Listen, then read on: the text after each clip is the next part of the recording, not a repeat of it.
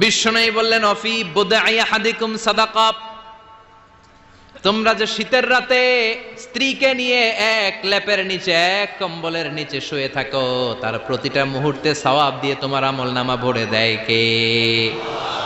আপনি যে ভালোবেসে স্ত্রীর হাতের সাথে হাত মিলান, দুই হাতের সগীরা গুনাহ মাফ করে কে? স্ত্রীর দিকে তাকালে চোখের সগীরা গুনাহ মাফ করে কে?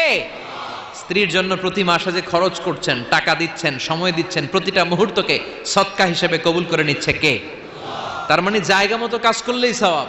কিন্তু স্ত্রীকে ভালোবাসার গান এটা না শোনায় যদি ভাবিরে শোনান, যদি শালিরে শোনান, চাচাতো বোন কাজিনদের শোনান, ঝামেলা আছে না নাই? তার মানে জায়গা মতো শোনালে সবটাতে সওয়াব। সুবহানাল্লাহ পড়েন। এজন্য আমার বোনেরা, আমার মায়েরা, যাদের কানে আমার মাইকের আওয়াজ যায়, আপনাদের জন্য অসাধারণ শপিং এর ব্যবস্থা আল্লাহ জান্নাতে রেখে দিয়েছে। চিৎকার করে পড়েন আল্লাহু আকবার।